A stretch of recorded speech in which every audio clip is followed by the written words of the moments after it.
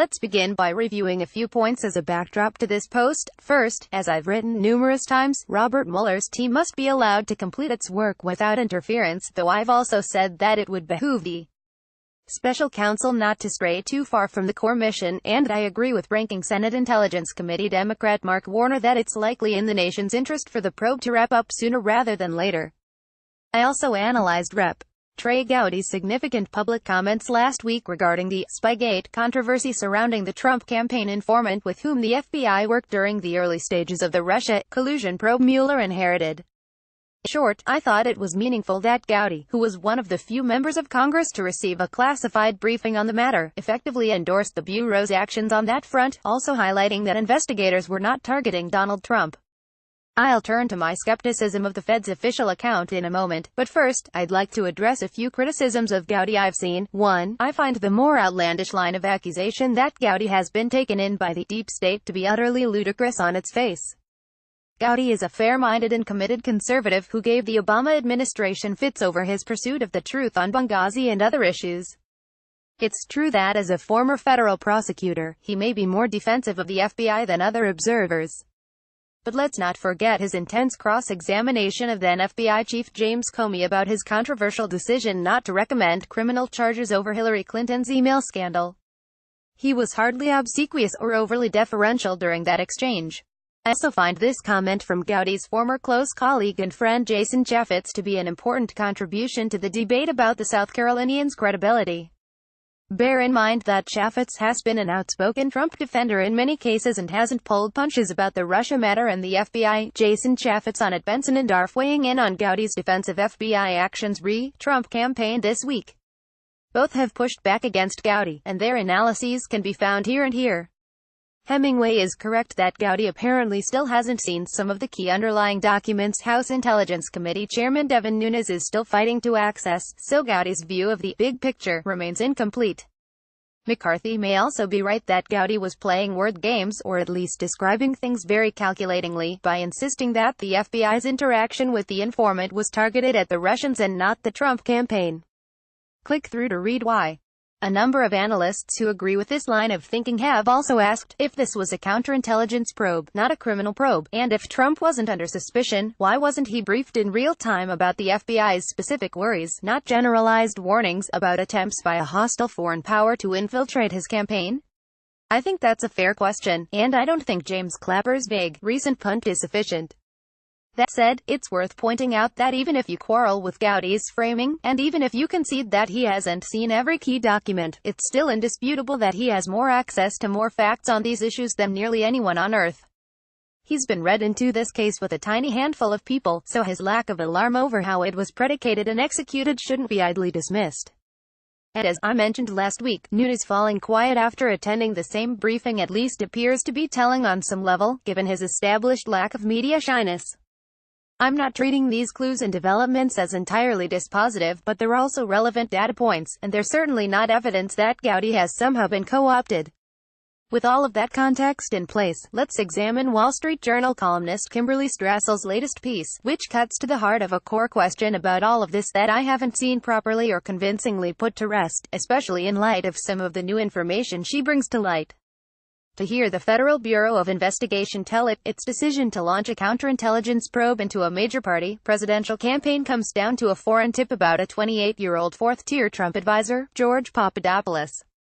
The FBI's media scribes have dutifully reported the bare facts of that intel.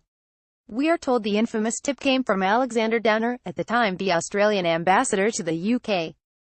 Mr. Downer invited Mr. Papadopoulos for a drink in early May 2016, where the aide told the ambassador the Russians had dirt on Hillary Clinton.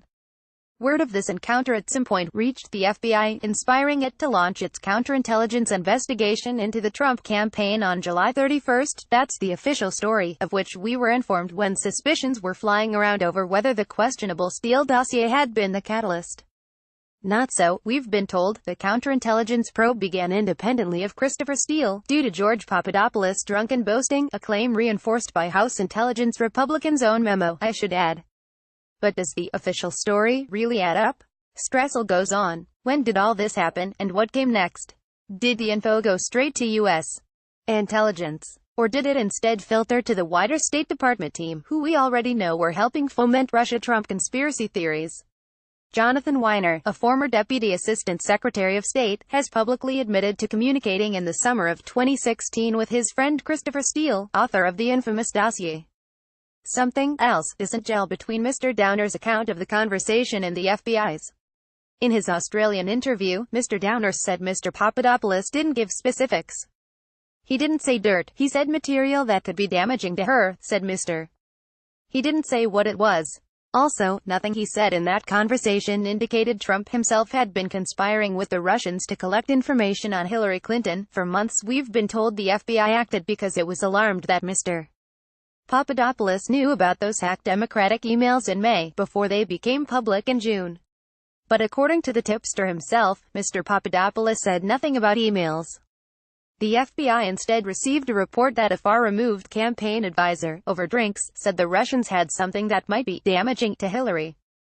Did this vague statement justify a counterintelligence probe into a presidential campaign, featuring a spy and secret surveillance warrants? Unlikely. Which leads us back to what did inspire the FBI to act, and when. The Papadopoulos pretext is getting thinner. Interesting points and non-trivial questions, although I'd add that elsewhere in her column, Stressel writes that her own reporting contradicts at least one major assertion Mr. Downer made in print, which should color his credibility, at least in her mind. Nevertheless, in a segment on Fox News, The Washington Examiner's Byron York followed up on another strand of Downer's interview with the Australian. Byron York, key claims in NY Times December Trump-Russia Papadopoulos story are false. https://t.co/3ors95ms5 Newsbusters. At Newsbusters, June 3, 2018, the scenario was that a man named Downer, who was the top Australian diplomat, he reaches out, they meet, and the story is Papadopoulos is drunk, and he tells Downer about the Russians have all these emails from Hillary Clinton, and they might drop them in the campaign.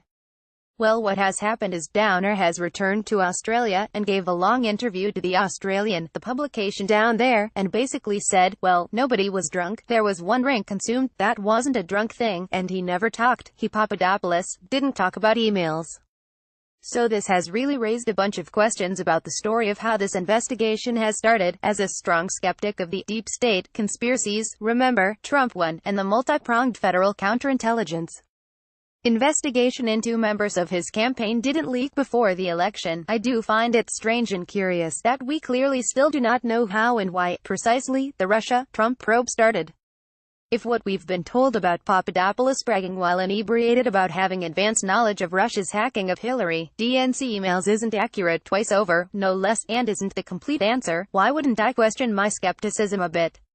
And speaking of sketchy accounts, I'll leave you with the latest credibility-damaging admission from the White House, finally correcting the record about the president's role in damage control efforts over the infamous Trump Tower meeting episode, suspicious on several levels, that most resembles collusion, and about which they had previously not told the truth.